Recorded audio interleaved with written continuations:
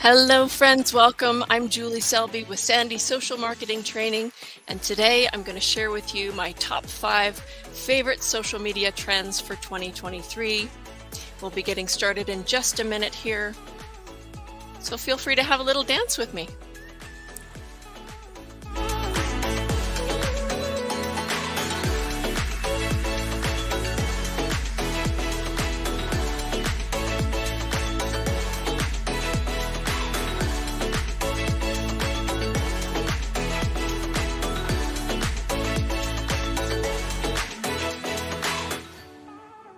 Feel free to say hello in the comments. Let me know where you're tuning in from today. Good morning, good afternoon, good evening, wherever you're tuning in from. Happy New Year to you, friends. Welcome. We'll get started in just a moment.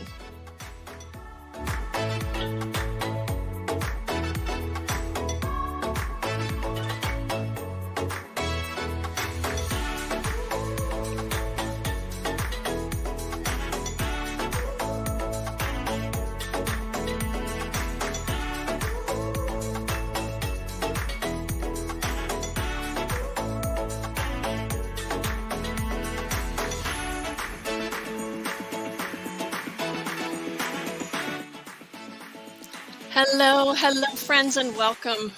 I'm Juhli Selby with Sandhi Social Marketing Training, and it's time to begin our presentation.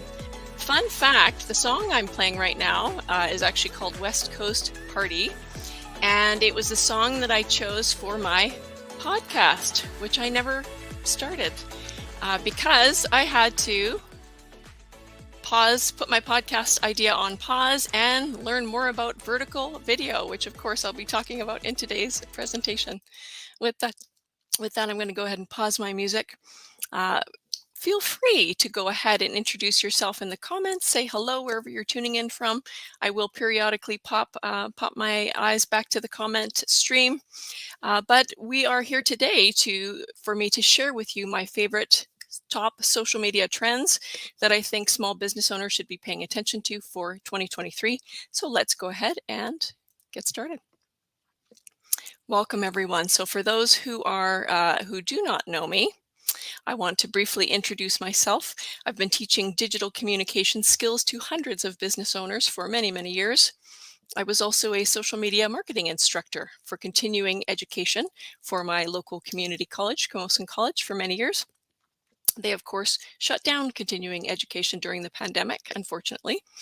I've done a lot of speaking, a lot of guest speaking. I've done guest speaking for our universities in town, UVic, University of Victoria, as well as railroads.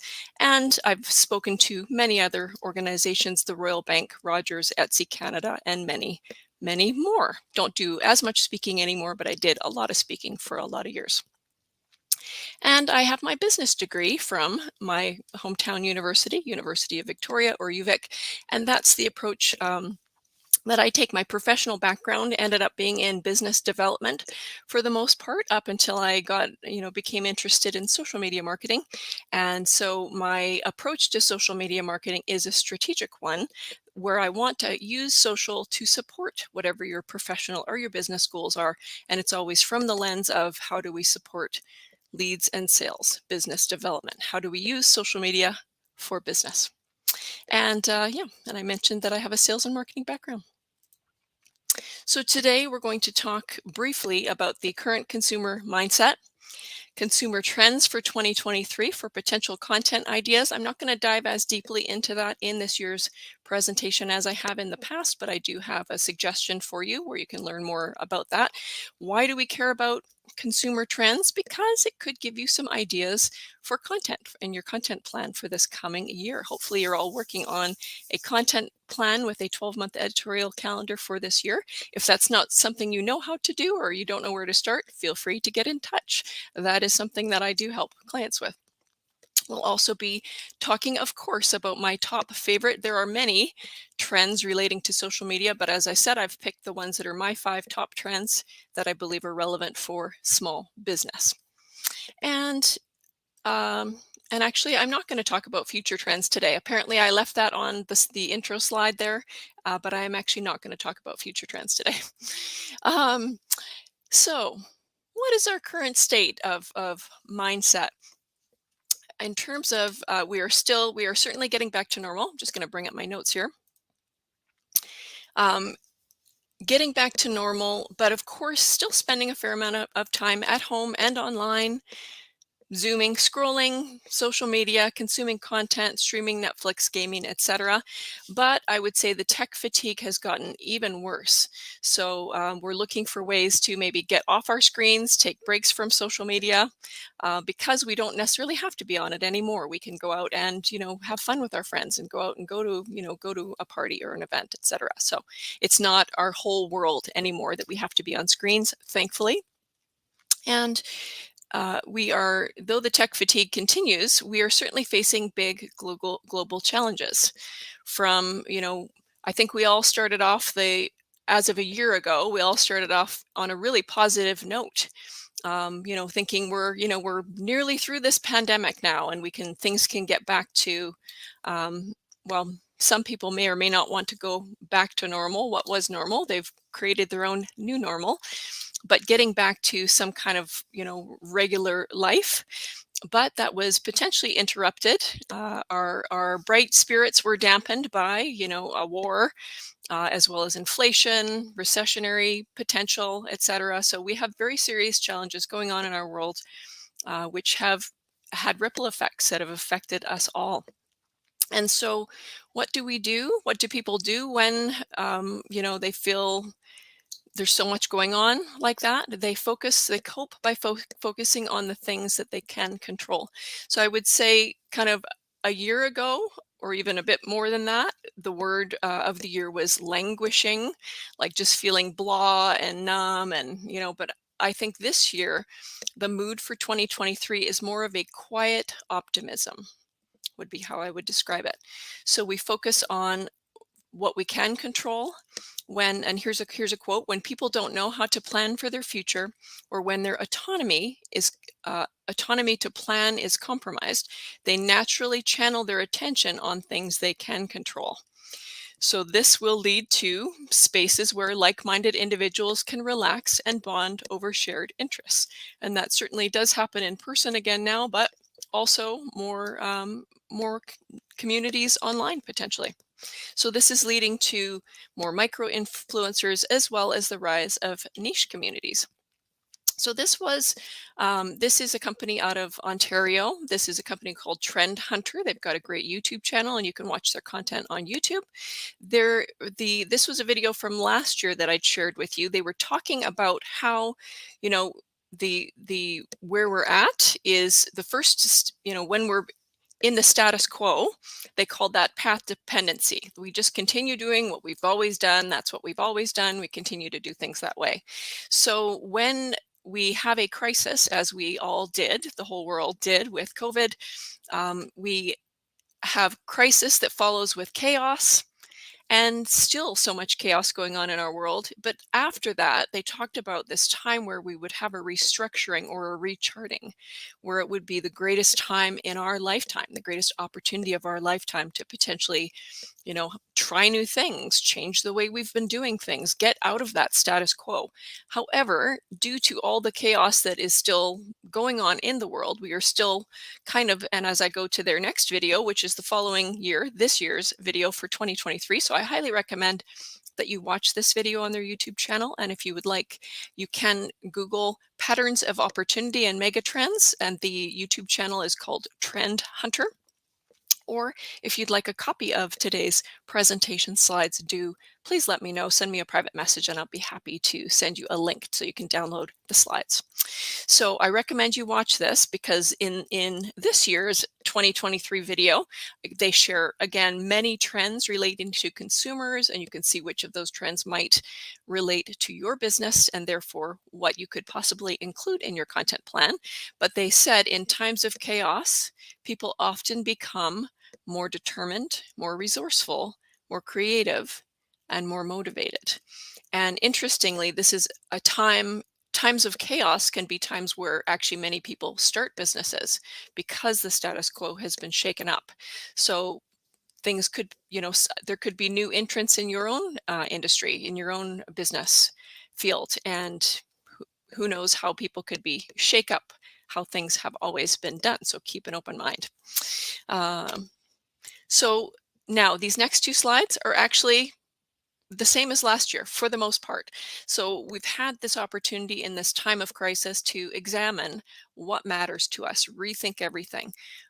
There is still very much a focus on health and self-care, and who we want to spend our time with, how we want to spend our time working. We certainly see that with the challenge of employers wanting employees to return to work, and employees not necessarily wanting to return to work, or employers having to make concessions in order to get people back to work, including having hybrid workplaces, sometime at work, sometime at home, or allowing things like athleisure in the workplace, or having more cozy spaces in the workplace for people to be able to, really care for their mental health, take breaks, etc.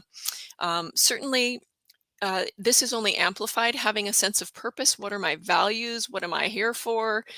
People are really thinking what matters to them that way. And still, with the hobbies and interests, what brings me joy? So this slide is essentially the same as last year, as is this slide. We are still craving human connection and authenticity. I think certainly the time of us trying to present a perfect social media appearance, people smell right through it. They know your life's not that perfect. Okay, so everyone, the more you can let your hair down in certain ways, and be authentically who you are.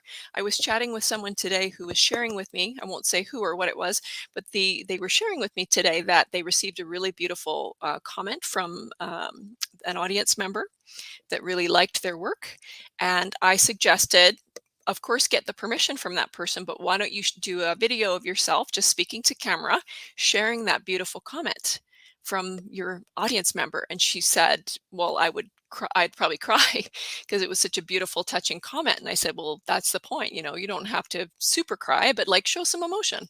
And that is a legitimate, like a response that I personally have also been doing. I was doing a live women's networking show every week last year, which is great fun.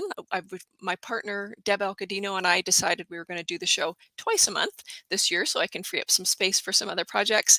But being going live, you can't really fake anything. Whatever happens on live happens on live, and I did receive some really lovely feedback from many people that had said they enjoyed the show, and that is very heartwarming and touching. So to be able to share some emotion that you appreciate that person appreciating you, I think that would be just fine to share with your audience. Certainly not, perhaps maybe not bawling your eyes out, but share a little emotion. That is just fine. And as we are shifting to connect around interests and values, I would say even recently there was someone that someone else suggested I reach out to who had a specific area of expertise that I needed help with. But I saw something on their profile, one of the businesses that they had. Again, I won't say what it is, but it didn't align with my values. So I actually didn't reach out to that person for this possible opportunity to hire them to teach me what I needed, help with the thing I needed, because their values didn't align with mine. So I think that certainly is a big factor for the younger generation coming up, but also for us 40 plus people. I think we're going to be more selective about who we do business with, and do those brands and those businesses align with our values.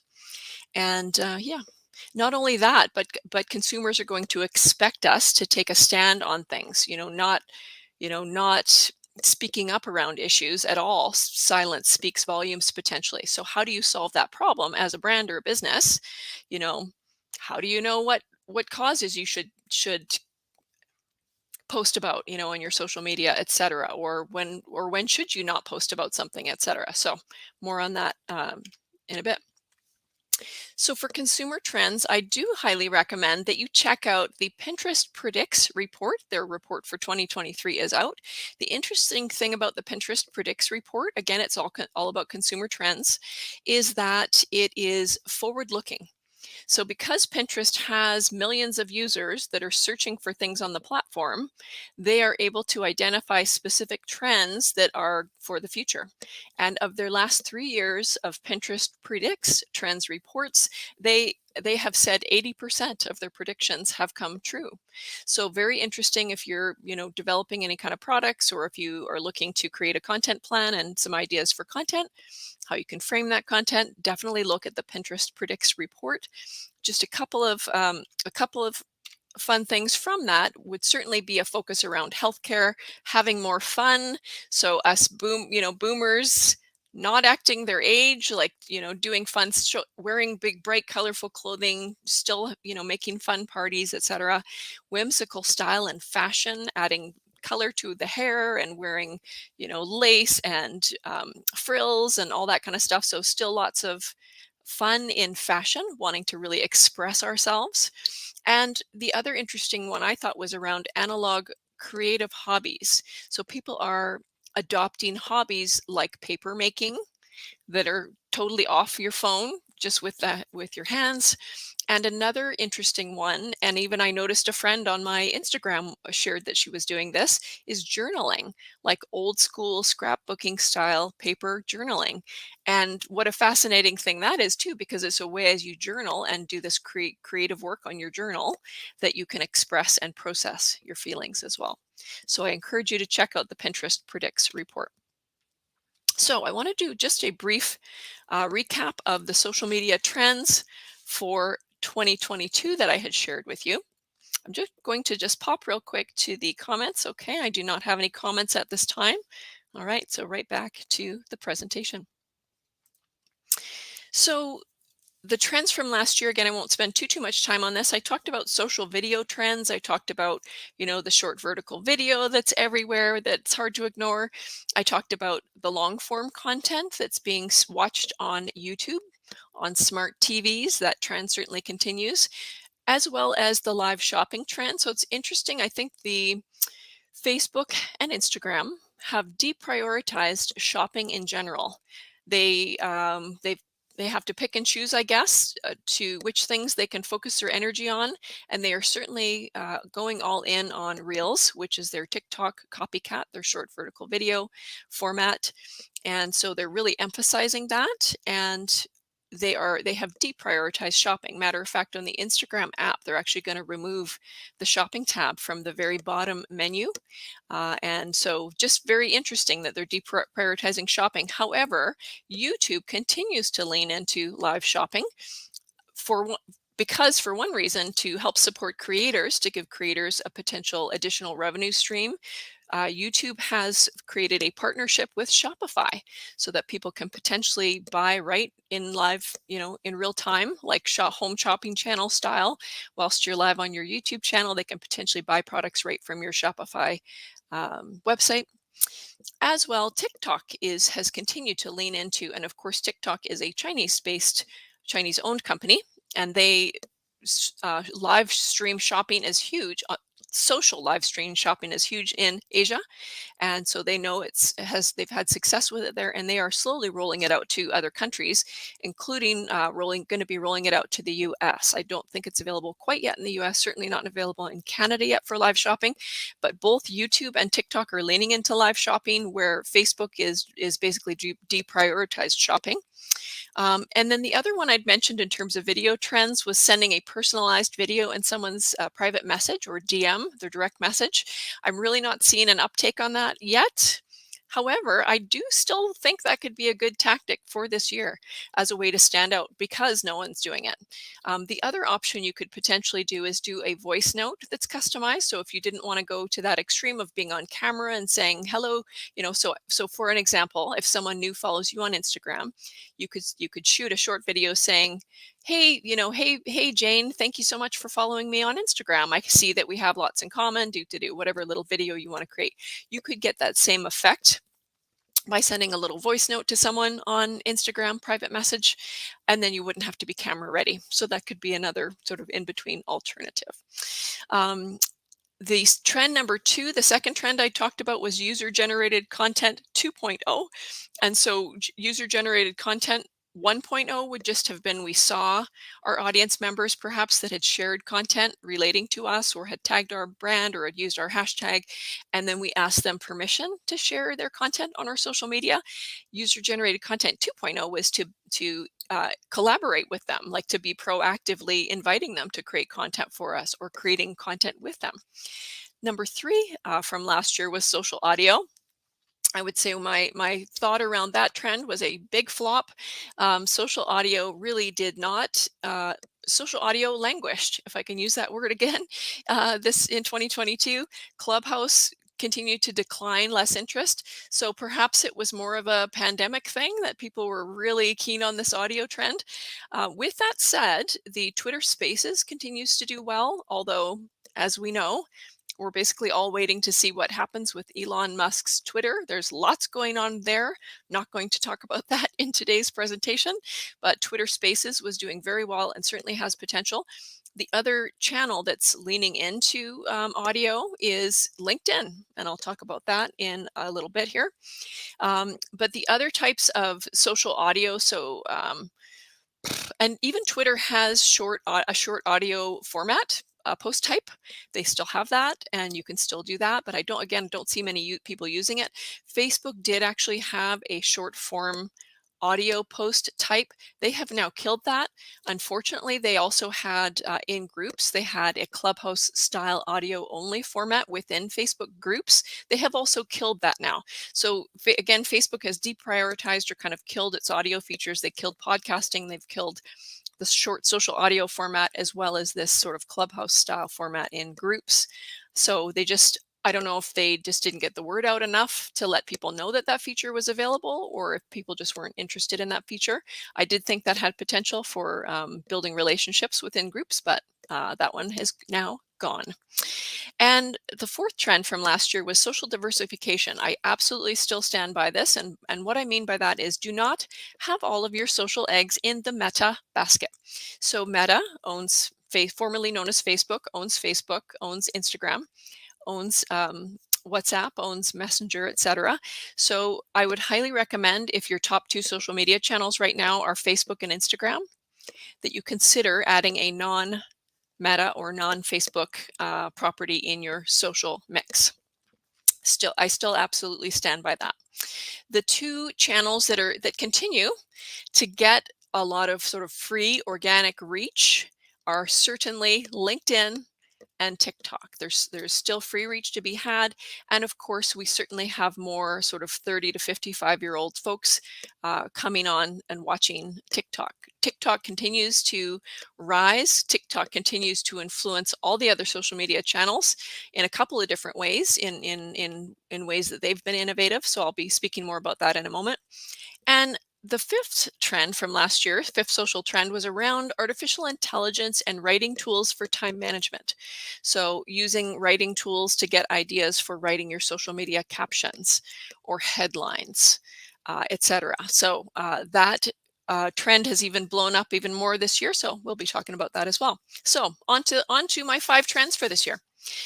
Trend number 1, we just can't ignore this anymore. It is its own complete trend. Vertical short video. It's everywhere. What do all these social platforms have in common that you see on this slide? They have literally all copied this short vertical video trend, their own version of it. So they all have some kind of a swipe up short vertical video feed. Of course, Facebook and Instagram have Reels. YouTube has Shorts. Pinterest has their idea pins. I'm not sure what Twitter's calling it. Their for you videos. That's a fairly new one, but you will see some videos in there and you can tap on it and then it goes into the swipe up feed. Certainly Snapchat has it, as well as Reddit. And even sites like Netflix even has a short form swipe up function. So of course, these are the social channels that we can potentially access. So there is a huge opportunity for small business owners who are willing to step up. It's time. It's finally time. I told you last year it was time to do short videos, but now it's really, really, really time to do short video content. You're just going to have to, if you want to have your audience see your posts on social media. It's going to need to be something in your mix. And so I'm going to read you that. This is actually a quote that I shared last year that I think is so good I want to share again. Vertical video content will become the norm for 2022. This is a quote from last year. It's going to be increasingly out of touch to share horizontal video content on social. That was a quote from Kevin Vicker of Social Media, who is a social media and online reputation specialist for the Children's Hospital of Colorado, from the Sprout Social Trends Report. And so that this is how people are consuming content on social is vertical. So I highly recommend you consider this. Even on Instagram, it doesn't even let you turn the video on its side anymore to be able to see the horizontal view of the video. So they're really, really focusing on vertical. And to continue, LinkedIn, though they have not copied the TikTok style swipe up vertical format, they are emphasizing events and video. And I believe that's going to continue this year. So when I say events, I mean live events, including live video, as well as live audio.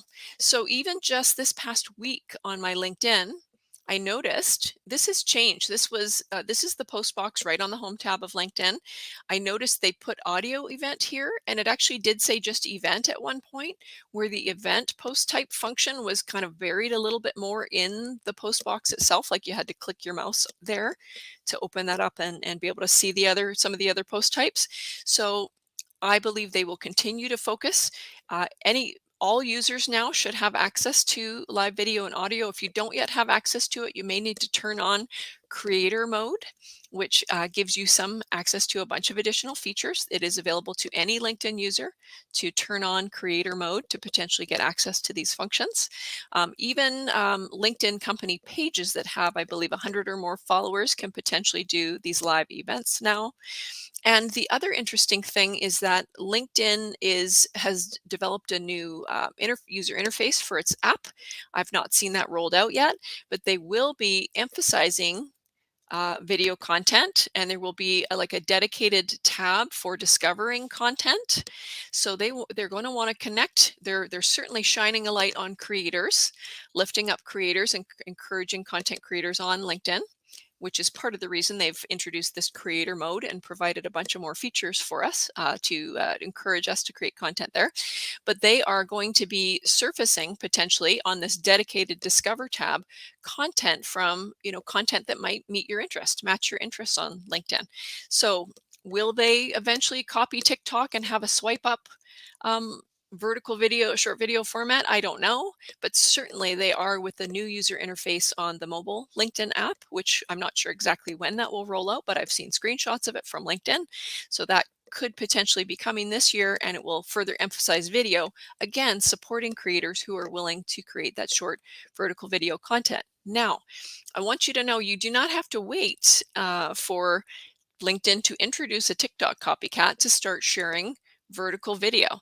You can right now, today, on your LinkedIn profile, share short vertical video.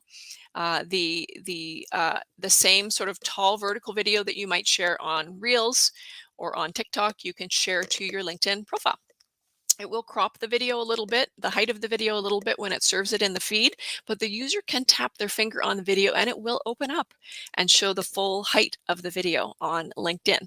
So this is a strategy that creators are using now. They are creating 60-second vertical videos, and then they are sharing those vertical videos on whichever platforms are your top platforms of choice.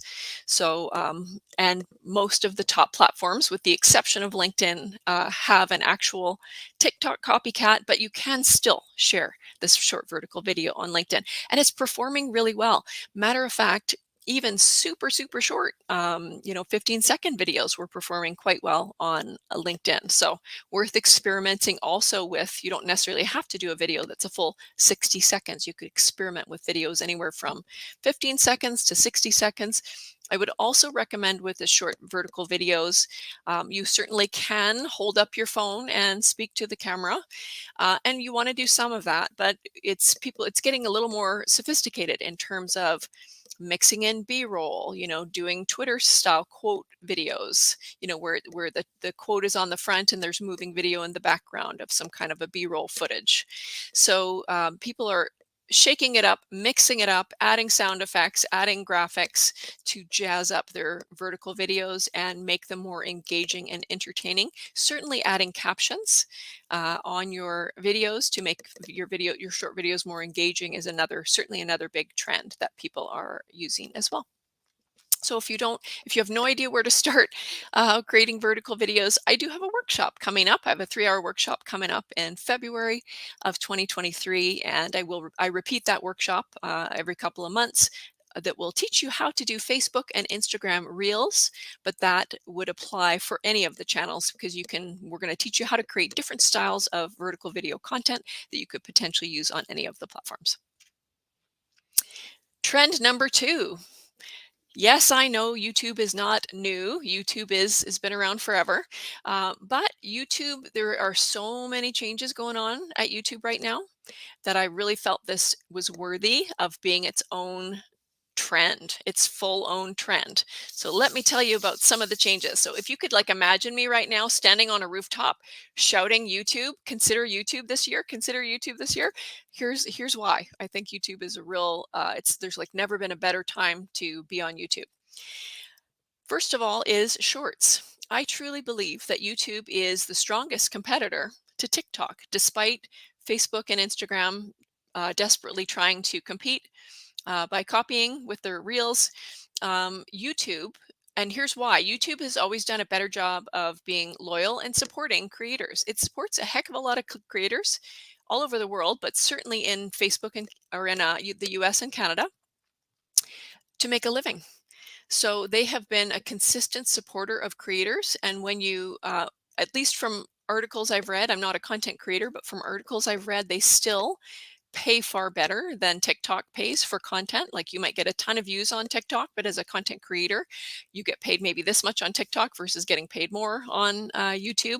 YouTube has slowly added some monetization for YouTube Shorts, where they have traditionally, paid out on longer video formats because they can place ads, within that video itself. But YouTube in general has been a more consistent financial supporter of creators. And where do consumers go? Consumers follow creators. Consumers follow creators because creators create the entertaining, awesome content that we want to watch. So I think there are more creators that are circling back to YouTube. However, certainly TikTok remains strong. Facebook and Instagram are certainly offering more financial incentives these days for creators to make money, more ways for creators to make money. So, for example, they rolled out subscriptions on Instagram. So you may see some of your favorite creators are offering subscriptions there.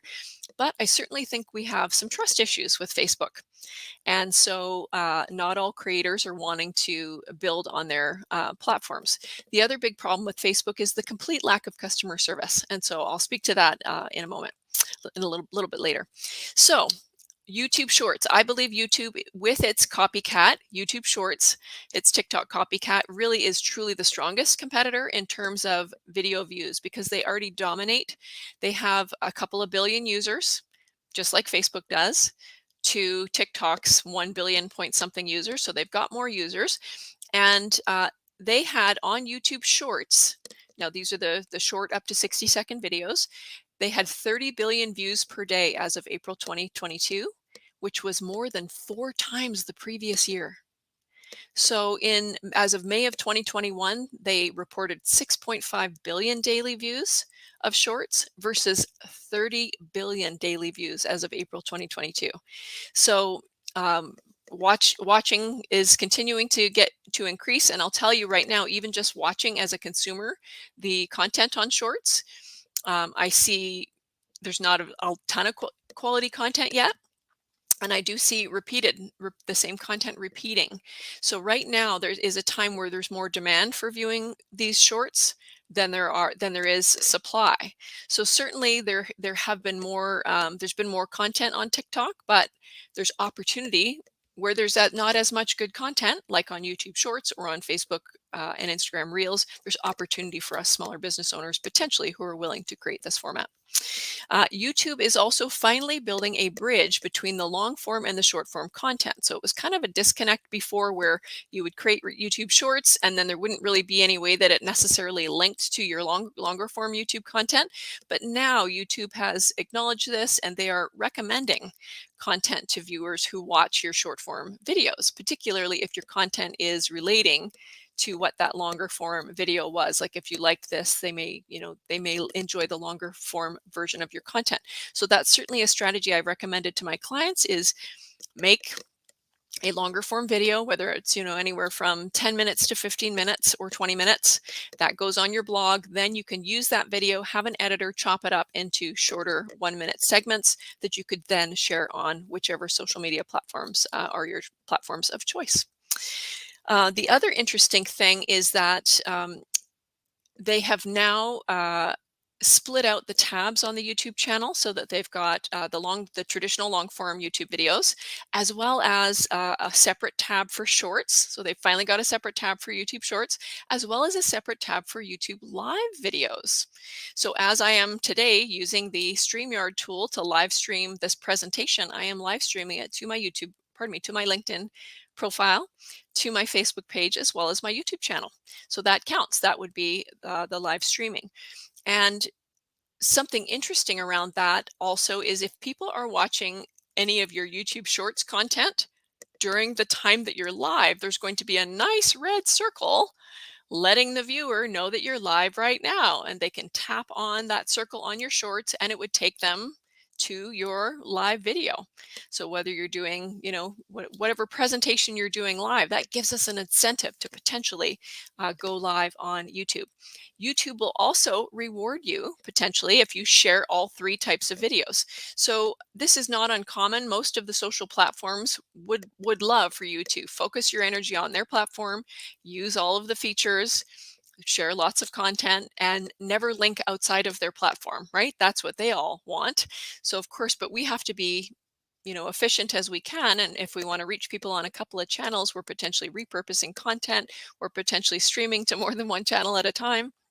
But they are going to potentially reward what they call this idea of the multi-format creator, or TubeBuddy called it the hybrid creator, if you're willing to create all 3 different types of video content.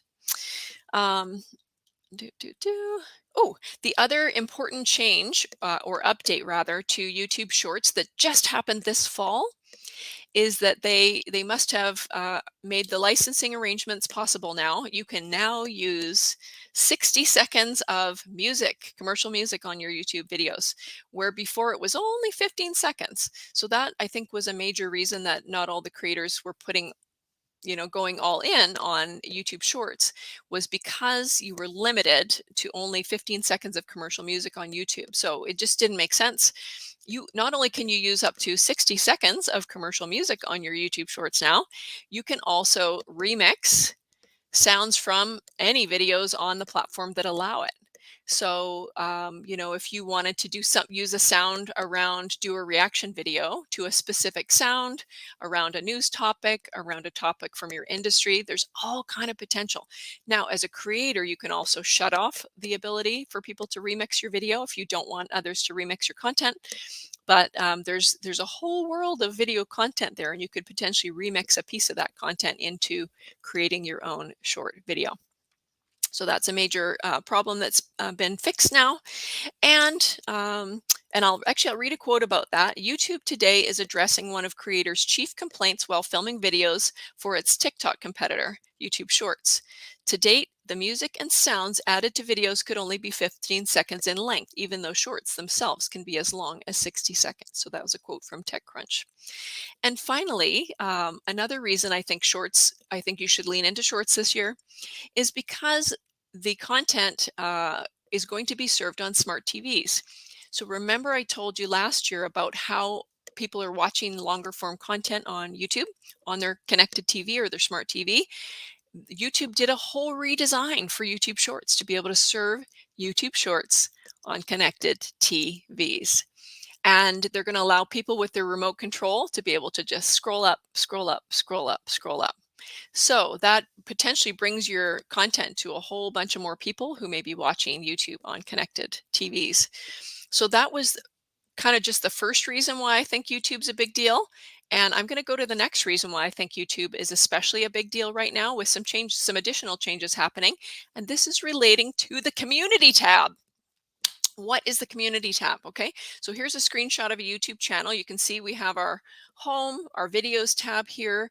You notice we've got the dedicated tab for shorts. We've got our dedicated tab for live. We've got a tab for playlists, and you can create playlists on your channel if you want. It's always a good idea. And then notice there's this community tab. So what is the community tab? The community tab allows a variety of other post types. You can create a text only post. You can create a photo post. You can create a carousel post, like a carousel post like you would do on Instagram. You can create a poll. There are all these other post types in the community tab. Now, why does this matter to you? Because they are slowly allowing us smaller creators to get access to this tab. Before, in the beginning, it was only available to folks that had 10,000 subscribers for their YouTube channel. Then they dropped it down eventually to 1,000 subscribers. The current documentation says it's available to folks with 500 subscribers, which I know is still a lot. But I am seeing and reading and watching videos about smaller channels, seeing smaller channels with, you know, less than 100 subscribers getting access to this community tab. And from personal experience, my travel client that sells Ecuador and Galapagos travel, we have only 224 subscribers on that channel. I think we've got a total of 24 videos, something like that. A few of our videos got some amount of views, but most of the videos, just have average amount of views for a small business. But we just in the last couple of weeks got access to this community tab. So what does that mean? That means I believe YouTube is literally going after TikTok with its shorts, and it's going after Facebook with regular posts.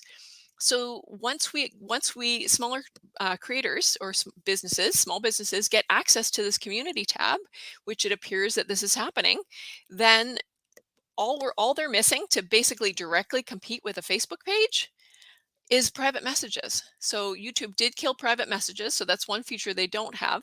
But aside of that, they'll basically have, most of the same features that Facebook has. So they're basically turning into a full social channel. And I have said this in the past, YouTube has just as many users, is just as popular, even more popular with younger users. If they ever decided to actually turn into a full-blown social channel and allow the other post types, they could absolutely give Facebook and now TikTok a run for their money to be the number one social platform in the world. So I think this is fascinating. I think there's never been a better time for you to consider having YouTube as one of the platforms in your social basket. And yeah, I'd love your thoughts on that. Was YouTube already on your radar? Was it one you were considering? Let me know. Social media trend number 3. I'm calling this one user generated content, or UGC 2.0 continued, and leaning into authenticity. So certainly with the younger generation, Gen Z, there's a great article that talks about why Gen Z loves ugly selfies. They are just rejecting this whole idea of having this fake life that we put on social media that isn't actually, what our life is actually like.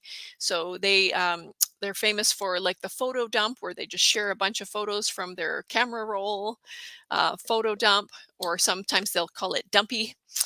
And just basically sharing everyday moments of everyday life, or just little everyday moments, everyday things. And another big trend, of course, is the apps that share a moment of your day. The Be Real app, I don't have any statistics for Canada on it, but I do know that even it's not just young people that have installed this Be Real app on their phone. Even folks in the U.S. In my own age range have been installing this Be Real app. And what it is, it only allows you to post once a day on your social media, and you have to it will notify you.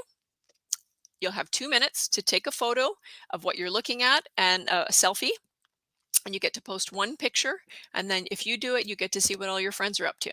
So literally just this Be Real app is like sharing a real moment of your day, what you're looking at, and what you look like at that particular moment. So this has been a very popular app. Certainly, the other channels are going to copy that. I believe TikTok already has a copycat feature within TikTok for that. You have to turn it on and be willing to share your own in order to see the images of your friends. I'm quite sure Instagram and Facebook will be looking on a copycat because they copy all the features instead of potentially innovating and creating something of their own.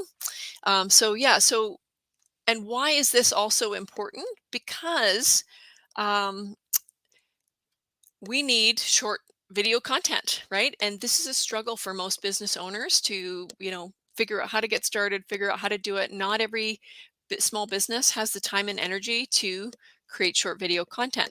So what are the alternatives to that?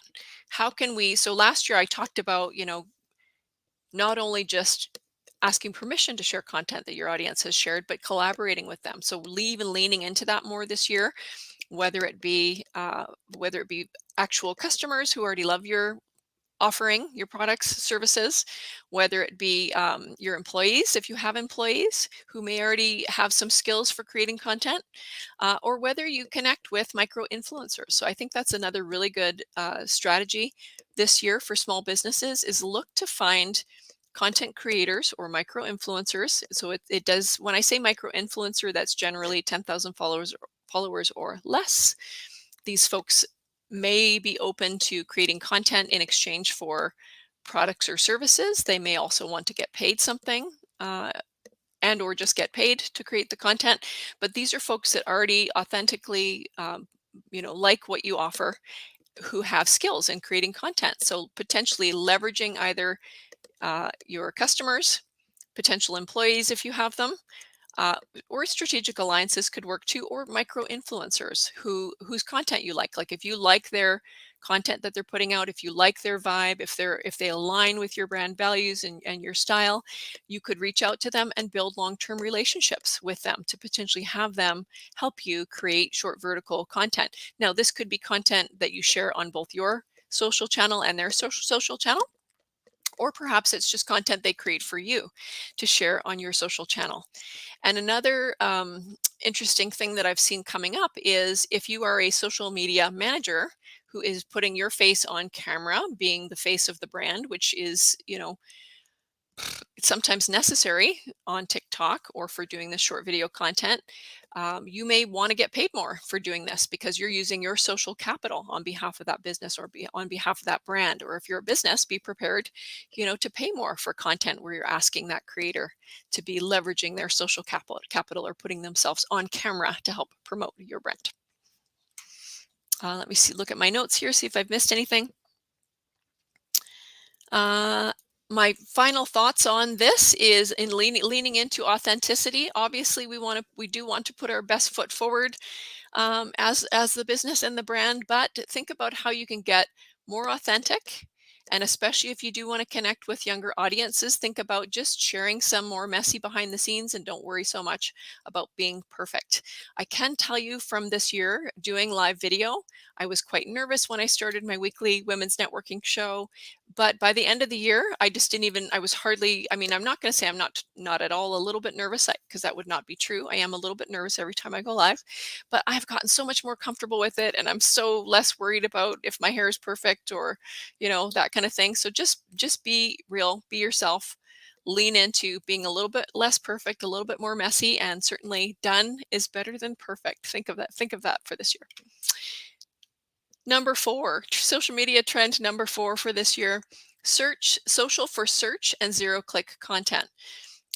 Even the executives from Google, as well as some reports, have said that the younger generation, Gen Z, is doing most of their searches for stuff on social media, particularly TikTok and Instagram. So when they go to look for a restaurant, for example, where they want to eat, they're not searching Google for Thai restaurant near me. They're searching TikTok or they're searching right on Instagram to find a local restaurant near them. So I think that's a very interesting trend. With that, you want to certainly consider this for your content plan, incorporating relevant keywords in the content that you create. Include relevant keywords in the descriptions of your content, in your captions or your descriptions or your titles of your videos, or your hashtags, using hashtags. Again, I would say the hashtag trend is to use less hashtags than we've used in the past, but consider using keywords. Even on Instagram for the captions, they never used to take into consideration for search the content of the caption, and they are doing that now. They've been doing that for a little while now. They're actually, so you could write many blogs on an Instagram, and potentially that could help you get found in Instagram search. This is why the trend towards less hashtags on Instagram, because you don't necessarily need them anymore. If you have keywords in the content of your caption, you don't necessarily need to repeat them at the bottom, but you can add hashtags that that you want to include that are not in your caption of your Instagram post, for an example. And then this is very interesting. There's a gal named Amanda Navidad who works, she's the marketing director for a company called SparkToro. SparkToro is an audience research tool that it was started by Rand Fishkin, who is formerly one of the co-founders of Moz out of Seattle, which is an SEO tool, popular SEO tool. His company SparkToro, she's the marketing director, and she came up with this great blog post that talked about the trend in social media for these social channels are wanting to keep us on their platform, right? They don't really want us to do a link that would send people off of the platform. And even now, I don't know if you've noticed in both Instagram and Facebook, you go to click a link and then it says you're leaving the platform. Are you sure you want to do this? So of course, these platforms want us to share content on the platform, engage the audience on the platform, keep them on the platform, right? So I'm not saying you can't still link out to things, and they do provide features. Even LinkedIn added a link sticker for mobile that you can add to any photo or video posts. Certainly on stories for Facebook and Instagram, or at least certainly for Instagram, they've got a link sticker that you can link people out of the platform. There are still ways to link people from social platforms to your website. Facebook continues to dominate in terms of providing the most traffic from a social media platform to an outside website, event, whatever you want to link them to. But this idea of just giving them all the goods, give them all your best stuff in a post on social media, even on a LinkedIn post. I want to say we have 2,000 characters. So you can essentially be writing mini blog posts on these platforms. And Amanda suggests that we should use this style of not trying to get them off social media platforms, and just trust that if they're consuming our content, they will seek us out and they will potentially join our email marketing list. That would certainly be an overarching goal of social media, to get people off these social media channels where we are just a guest and get them onto our email marketing list that we own. So if you are not already doing that, you should most certainly be regularly encouraging people to join your email marketing newsletter. Yes, this is a presentation about social media trends, but yes, email marketing continues to still be the best channel that we have currently, at least for age 35 plus, to engage and build relationships with our audience. With that said, email tends to be a one-way channel, although Anne Handley, who is an author, expert, content marketing expert, she has specifically used the strategy in her email newsletters of actually encouraging people to reply to her and replying to people who write her. And she said that actually could be a signal to your email marketing program of strong interest. So I just thought that was kind of an interesting one. We don't necessarily think of our email marketing that way. So anyway, give that a try in your social media. Consider including keywords in your content, even thinking about your content plan of what content you can create to include relevant keywords, and putting your best stuff right there in the social media post for the audience to consume in its entirety, and not just give them a teaser little bit and say, click the link on my bio to see the rest or to read the article. And number 5, of course, you've probably heard a lot about artificial intelligence tools. You're probably tired of hearing about artificial intelligence tools, or some of you may be. But this trend really blew up this year. So last year I mentioned artificial intelligence tools, or AI tools, as a support for writing in terms of social media, content creation and social media. It has even expanded significantly this year to as in AI being a creative tool, like being one report from Accenture called AI a co-pilot for creativity. And so AI alone cannot necessarily create content that would be, they can create content that appears to be quite good, but still there is that need for human creativity and collaboration. So what it can do is potentially just save you time. So for example, the tool that I have used is called Write Sonic. I use it to help me write captions for social media. Sometimes it's helpful, sometimes it's not. One way that I've been using it a lot. So of course, if I have a word that I've maybe used too much and I want to look up a synonym for that, you can look up an online, synonym for that. But what do you do when you have a phrase? So that's what I've been using my social media or my AI tool for, is to type in a phrase and say, what's another way to say? And then I put in this phrase and then it gives me options. So I find that extremely useful.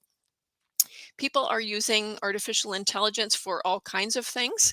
The big fuss this year was the latest version of this AI tool called ChatGPT, which was created by an organization called OpenAI, which was originally backed by Peter Thiel, Elon Musk. They've got Microsoft is a big investor, and so they are supposedly an organization that is for the making sure humanity uses AI for good, because of course it could be used for evil in the future. Elon Musk said that's the one thing he's extremely terrified about in the future, is sophisticated AI could be the death of humanity. Anyway, back to a more positive note, how AI can help you be productive.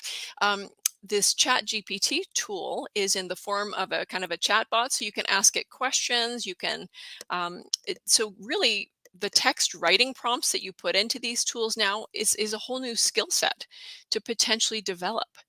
And Ryan Reynolds, if you Google Ryan Reynolds Chat GPT commercial on YouTube, you'll find his commercial. So he actually wrote a commercial, and he said, write a commercial for his company. He has a mobile phone company called Mint Mobile. He said, write a commercial in the style of Ryan Reynolds that includes a joke, a curse word, um, and with these other relevant keywords, and it actually came up with something pretty good. So he put that out as a commercial for his phone company. Over the holidays, I used Chat GPT to have it write me some lyrics to the song Jingle Bells about business women. And it was, so some of the lines were good, some of the lines were not so good. Other ways people are using it to help them write email sequences, help them write headlines, even help them write blog posts. As a starting point of the blog post, you would still have to write it. Other people are using it to help write, take a podcast, get a transcript of a podcast. First of all, the AI can create the transcript of your podcast. Then AI can use that transcript to create a summary, can use that to create social media captions, to be posting snippets of your podcast out on social media. So there's all kind of potential. You can use AI for writing e-commerce. So if you have a lot of products, with a lot of variations, it can get quite tedious to be writing descriptions. And in a perfect world for SEO, you're going to want to have different descriptions for each product on your e-commerce website. So again, some of this kind of the tedious writing can be something that an AI writing tool can do. So OpenAI also has another tool called DALL-E 2, which is for creating images. So that was another big change for this year, is that folks were trying these text to image creation tools.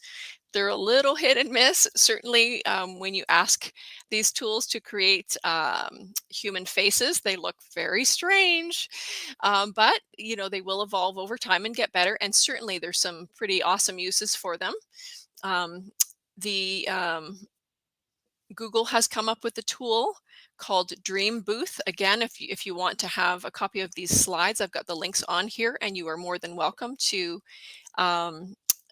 just private message me and I'll send you a link you can download.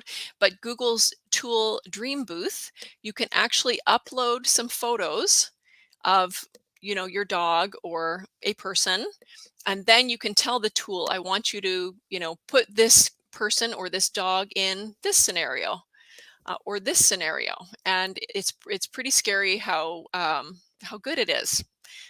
So that could be a way that you could, if it's a likeness you own, like your dog, that could be an interesting way to play with creating content. Interesting, fascinating, and yet also potentially terrifying at the same time. So you can check out Dream Booth and play with that. And even our beloved tool that us small business owners love, use and love, canva.com, introduced a beta version of a text to image feature right in Canva. So you can play with that. I don't know if you need the paid version of Canva or not to play with that tool, but I've got the link to that as well. So that's really fascinating. So I would say the writing tools have come a long way. The image tools still have a way to go. However, it was very big news this year in September. A gentleman who created an artificial intelligence work of art, again using his text prompts, using his own, Adobe Illustrator skills, and different various iterations of this. I believe he used the DALL-E 2. I'm not 100% sure which image creation tool he had used, but anyway, he entered his work. He printed out the work of art and entered it in a state fair, and it won. And people freaked out because it was the first time that a piece of co-created human AI digital art had won a significant award like that. So there's a lot of conversation online about that. So there tend to be two camps around this AI as our creative co-pilot. Some people say, they're totally against it. You shouldn't use it. Some people just love it. They can't stop talking about it. I think you can certainly find some middle ground where you can use it to potentially save you time on tasks. I want to go back to this. Let's see. There's one quote that I want to share with you. This is an AI expert that I follow on LinkedIn, Paul Rotzer. He said, AI won't replace creative professionals, but creative professionals who use AI will replace creative professionals who don't. It will completely redefine creativity as we know it. So I would encourage you to consider at least playing with some of these tools. Many of them are available for free. GPT is currently free until March. One of the head guys has now said, the president, I believe, of OpenAI has said they're going to start charging for it in March, and they'd put out a form on Twitter saying, which I retweeted. So if you look at my Twitter account, you would see that if you want to get on the wait list potentially for that. You can still play with it now. It's still available for free now to play with ChatGPT. You can access it and just play with it. There's certainly lots of content out there about what kinds of prompts you can use, typing, create something in the style of, or even feeding it, say 5 headlines about a topic and say, please give me 5 more headlines, similar to this, that type of thing. So there's lots of great prompt ideas out there.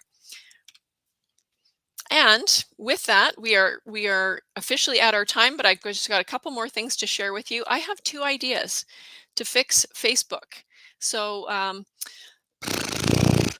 it seems like lately Facebook's artificial intelligence, excuse me,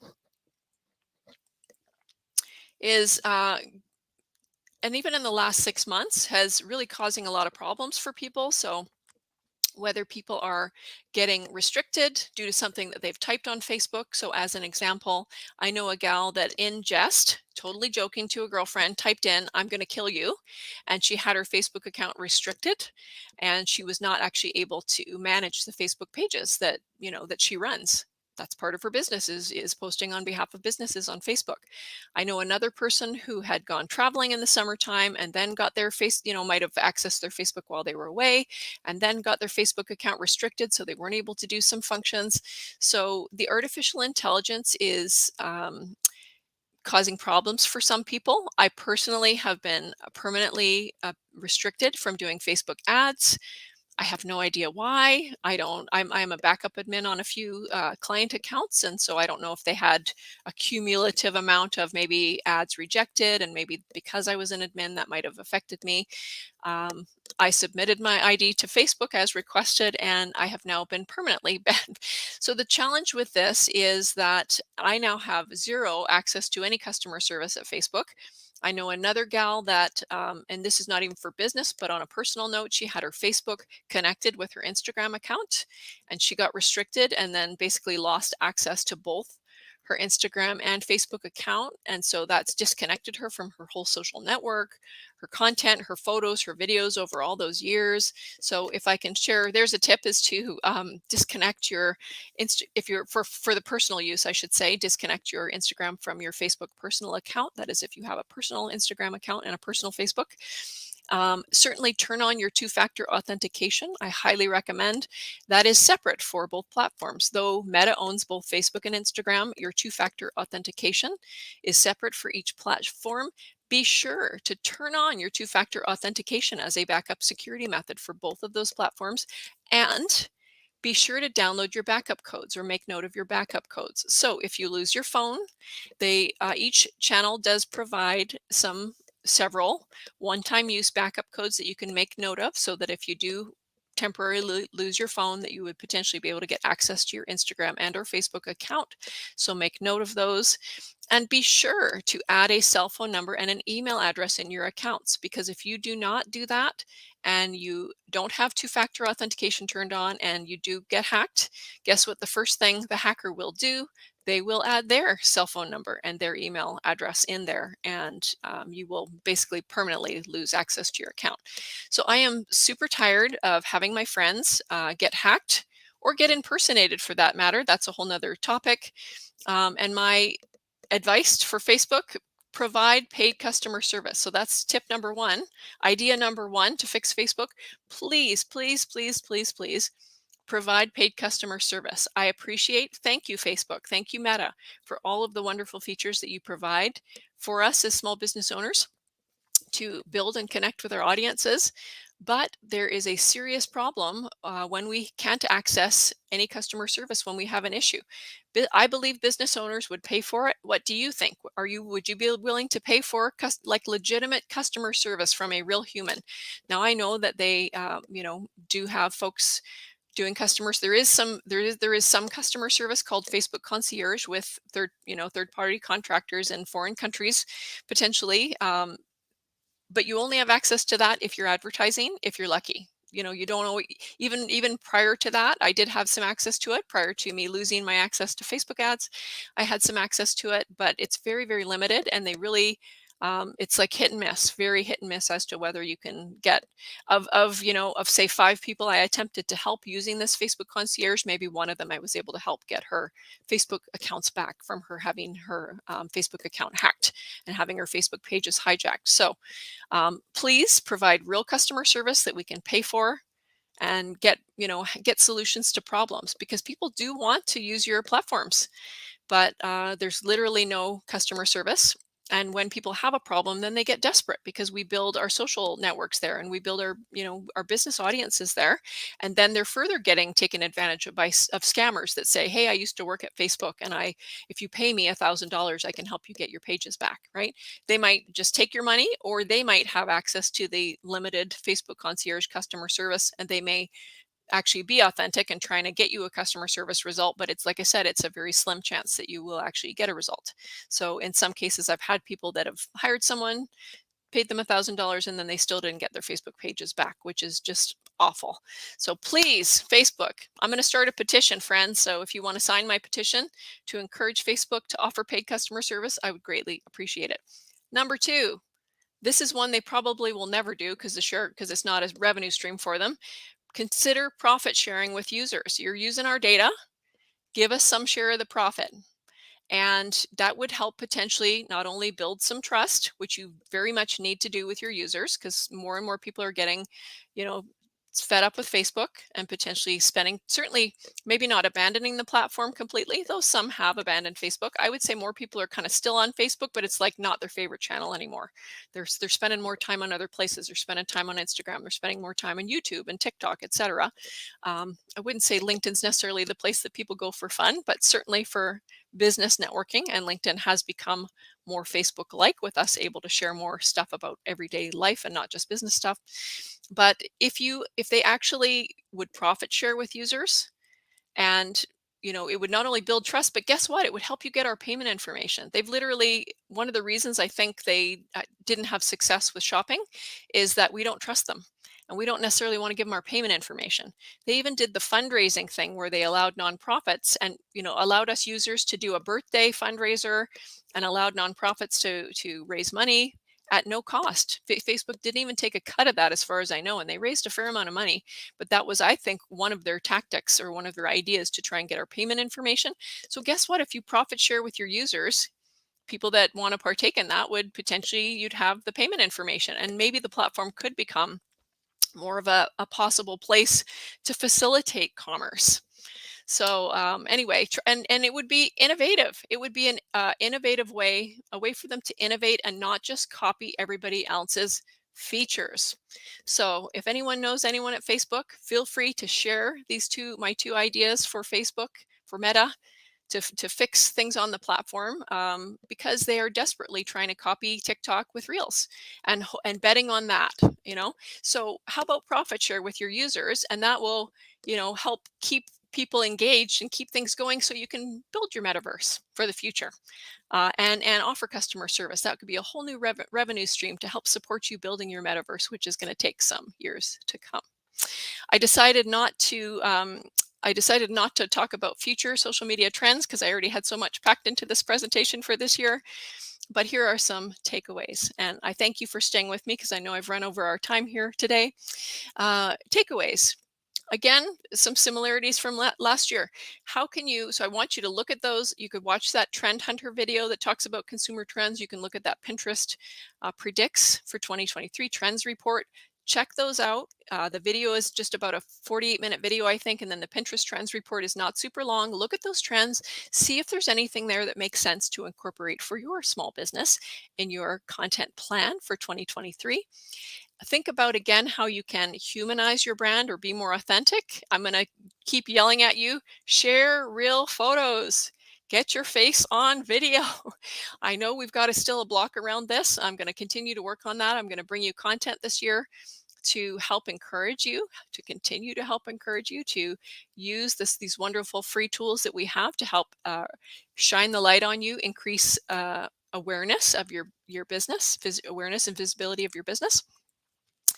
And don't be afraid to be a little bit messy. Don't be perfect. Done is better than perfect. And that's how it's trending these days. You don't have to put this perfect false narrative forward of who you are personally or who your business is. Like, be a little bit more, let your hair down a little bit. And I highly recommend you consider creating short videos. Video is huge in the first place. If you do not already have short vertical videos in your mix for this year, you must add it. And I highly recommend you consider YouTube Shorts in your mix if you're looking to determine which social media channels you should be selecting for your basket for this year. How can you support the causes you value? This is not going away, as well as my good friend Deb Alcadino. She's got a company called Business for Social Good. This is what she does. She is a consultant that teaches people how to incorporate social impact in their business. Social impact, social good. First of all, she'll help you determine your own values. She will walk you through the United Nations Sustainable Development Goals in terms of, maybe if you're not sure what cause or what charity connects with your heart, she will help you do that. And as well, once you determine what your cause is, so certainly things I care about would be gender equality, poverty, fighting these issues. Deb herself is passionate about the topic of sex trafficking and the fact that still happens in Canada. She champions that cause. So getting clarity on what causes connect with your heart, whether it's something you can do in your own backyard or a global issue or topic, how can you actually incorporate that into your business, and not just as a PR stunt? Because you know what, the audience is going to smell right through that. Like, how can you actually make a difference using your business as a vehicle? Like, what are you doing about it? That's what consumers are going to want to know as time continues. And that new generation is being educated on these United Nations Sustainable Development Goals. So they're being taught about this in university, and they're going to be bringing this to you, the employer, or you, the parent, and asking, what are you doing about this? What are you, they're growing up in a world where they're going to be dealing with the consequences of it. So what are we doing to help make the world a better place? So I will put Deb's contact information in the follow-up for this presentation as well, or if you'd like an introduction to Deb, she's a great person to talk to about that. And how can you facilitate community for your audience? I did talk about niche communities being continuing to be important this year. And someone that I respect, and marketing business influencer, thought leader named Mark Schaefer, has just written a book on community and how building a passionate community is what you will do to sustain your business, because then you have an audience of raving fans that are going to want what you offer. And that shift to rather than just selling one thing, of building that community around shared values, who you are and what values you have in common with that audience. So I think that's a very interesting one as well. There's so much, of course, I can't cover everything. I would encourage you or remind you, there is a website called LinkedIn Learning. They have hundreds of business skills development courses. We have to continue to remain in a mindset of learning, of continuous learning. Things are changing quickly and there's so much to keep up on. We do need to develop our skills. Certainly in the social media arena, there are certainly courses around social media trends on LinkedIn Learning, as well as courses around creating reels and TikToks. And I'm sure it's just a matter of time before there will be courses around text writing prompts for artificial intelligence and how to create better images from artificial intelligence. I'm not quite seeing that yet, but I think that will certainly be coming, because those will become business skills that will be, whether you're doing your own marketing or whether you are a marketer, you need to consider starting to use these creative tools. So thank you so much for joining me for this top social media trends presentation for 2023. It's been an absolute pleasure spending time with you, and let me know if you would like a copy of the slides. Please feel free to send me a private message, and I'd be glad to send you a link to Dropbox to be able to download a copy of the slides. Or if I've missed something or you have other questions, feel free at any time to just leave me a comment on this presentation on social media. I am happy to help with questions, and yeah, stay in touch. Oh, and I should also add, of course, I am offering my online courses and workshops for this year. So you will find my course schedule on my website, which is sandhisocial.com, SANDHI social.com. And thank you so much for watching. I truly appreciate your time. Oh, hey, I got to remember to put some music back on again. Thank you again for watching. Have a great rest of your day. Bye.